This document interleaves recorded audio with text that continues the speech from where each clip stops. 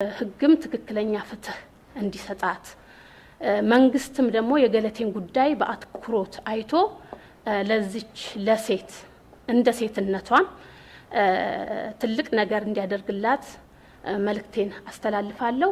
እንደ ፌዴሬሽንም እኔ ሮጬ እንደማለፌም ከገለቴ ጎን እንደሆንም ገለቴ ብቻ ሳይሆን በአሁን ሰዓት ብዙ ሴት አትሌቶች በዚህ ጉዳይ ውስጥ ያለፉ ባዶ እጃቸውን ቀርተው በአሁን ሰዓት ምንም ሳይኖራቸው የሚኖሩ ስላሉ ይሄ ላይፍ ጋርድ መጥቷል። እንግዲህ መንግስትም የሚመለከተው አካልም በተለይ ደግሞ የሴቶች ጉዳይ በዚህ ጉዳይ ላይ ጠንከር ያለ ነገር አድርጎ ለአትሌቶቻችን መፍትሄ እንዲፈጠር በዚሁ አጋጣሚ አስተላልፋለሁ። እኔ እንደ አትሌትም እንግዲህ ፌዴሬሽኑ አካባቢም እንዳለው ሰው እንደምታውቁት የኢትዮጵያ አትሌቶች ብዙ ጥሩ ጎኖች እንዳላቸው ጥሩ ኑሮም የሚኖሩ እንዳሉ ሁሉ መጥፎ ጎኖችም መጥፎ ኑሮም የሚኖሩ ለሀገራቸው ብዙ ስራ ከሰሩ በኋላ ብዙ ችግር እየደረሰባቸው ያሉ አትሌቶች እንዳሉ ይታወቃልና ያንንም ከጎናችሁ ነን ለማለትም በሚያስችል ደረጃ ሁላችሁም በዚህ ደረጃ እዚህ በመምጣታችሁ በኢትዮጵያ አትሌቲክስ ፌዴሬሽንም እንደ አትሌትም በጣም አድርገን እናመሰግናለን።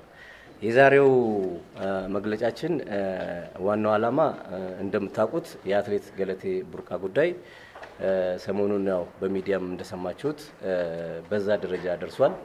የእሷን ጉዳይ በተወሰነ ደረጃ ያለችበትን ሁኔታና ከኛም እንደ ፌዴሬሽን ምን ማድረግ አለብን የሚለውን ለመግለጽ ነው። ሁለተኛ ደግሞ አትሌት ገለቴ ቡርቃ ወደ ሚዲያ ወጥታ የእሷን ብሶት የእሷን ችግር ተናገረች እንጂ በጣም ብዙ የገለቴ ቡርቃ አይነት አትሌቶች የተጎዱ አትሌቶች አሉ። ወደፊትም እንዳይኖሩ በሚል በተወሰነ ደረጃ ስራዎች እየተሰሩ አሉ። እሱንም ለመግለጽና እነኛም ወደፊት ያሉትን ለማዳን በተወሰነ ደረጃ ደግሞ ልክ እንደ ገለቴ ቡርቃ እየተጎዱ ያሉት በጉዳት ላይ ያሉት ልንደርስላቸው የሚገቡ በሞራልም በገንዘብ ብቻም ላይሆን ይችላል፣ በንብረት ብቻም ላይሆን ይችላል፣ በሞራልም ልንደርስላቸው የሚገቡ አትሌቶች አሉንና ስለነሱም በተወሰነ ደረጃ ለመግለጽ ነው የጠራናችሁ።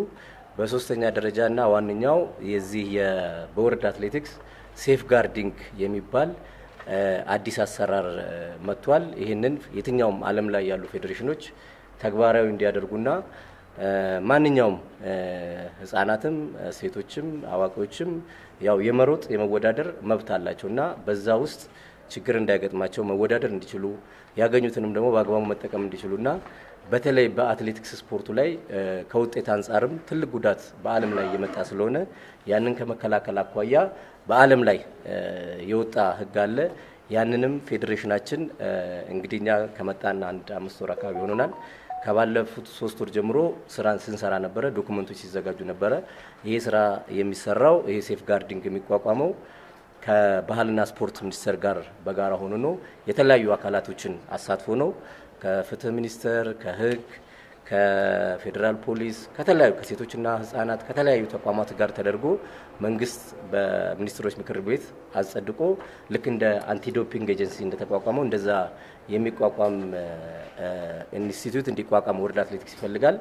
በሌሎች ሀገሮች ምናልባት ያው ስፖርት ላይ ያላችሁ ልታውቁ ትችላላችሁ። በኬንያ ሀገር ከኢትዮጵያ ባልተናነሰ እንደዚህ አይነት ችግሮች በጣም በስፋት አሉ። በቅርቡ የተፈጠረው አትሌት አግነስ ትሪፖ የምትባል የ5000 ሜትር እና 10000 ሜትር ሯጭ እንደዚሁ በባለቤቷ ህይወቷ እንዳለፈ ይታወቃል። የኬንያ አትሌቲክስ ፌዴሬሽንም በስሟ የክሮስ ካንትሪ ውድድር እያዘጋጀላት ለባለፉት 2 ዓመቶች እያዘጋጀላት እንዳለ ያው የምታውቁት ትኖራላችሁ። በተለይ በምስራቅ አፍሪካ ችግሩ በጣም ሰፊ ነው። በሴቶች ላይ ብቻም አይደለም የሚደርሰው ይሄ ጥቃት በወንዶች አትሌቶች ላይ በጣም ይደርሳል። ምናልባት ከዚህ በኋላ ብዙ አትሌቶች ሊወጡ ይችሉ ይሆናል።